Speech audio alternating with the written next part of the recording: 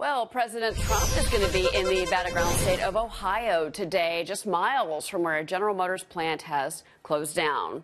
Joining us for more on this is Washington Examiner writer Tiana Lowe. Tiana, good morning.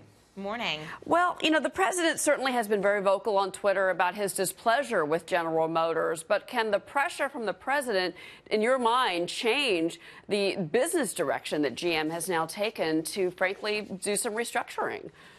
The issue is that despite Trump's tax cuts, which made GM a lot more globally competitive due to the decrease in the corporate tax rate and deregulation, 88% of all manufacturing jobs are being lost to automation, not to trade.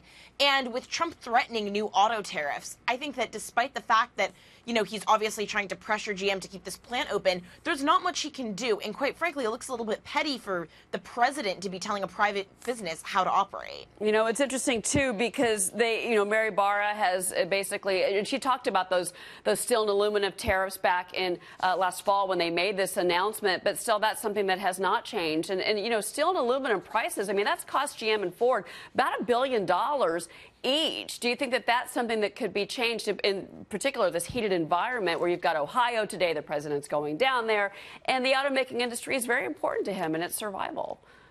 Certainly. Trump requires the Rust Belt and keeping the formerly blue wall in order to win re-election. So, as long as this trade war keeps on going, the costs are going to keep on racking up. In just one quarter of last year, GM saw a commodities cost increase of $300 million. And these are not cheap. Each quarter, GM only profits about, not only, but $2.4 billion, about a quarter per quarter. So if these costs are now racking up into the billions of dollars, something's got to give. Trump has to make a deal. All right. He's been really blaming as well local union leadership, David Green, who is the local president there.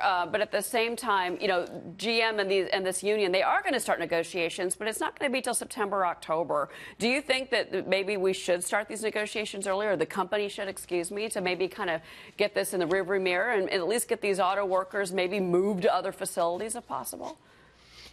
If it's possible, but I think the issue again is that it's such an unstable environment right now between the tariffs and between taxes. I think that it's difficult for GM to make any long-term planning while we're still sort of on hold with making a deal primarily with China, which is obviously a very significant trading partner. But, Trump just needs to stop the talks of adding on a 25% auto tariff. It's just extremely dangerous to the long-term viability of the auto industry here. I want you to listen to Kevin Hassett. He was on with Maria Bartiromo yesterday, and she asked him about this issue and kind of the administration's position. Take a listen. There's so much business coming back to the U.S. and so much auto business. We're getting news from foreign automakers about, plant expansions and new plants that they're building here in the U.S., that if a specific manufacturer is having some trouble, then I think that that's an idiosyncratic thing. Tiana, what do you make of his response there? So again, Trump has had sort of a mixed bag of policy. Tax cuts, incredible, making us globally competitive. Tariffs, not so good. But I think that we are seeing an overwhelming trend of losing manufacturing jobs that cannot be reversed simply due to automation. And so to discuss this overwhelming trend as idiosyncratic, I think sort of is sugarcoating it, to put it lightly. All right, Tiana Lowe. Tiana, thank you for weighing in this morning. It's always good to have you on the show. Thank you.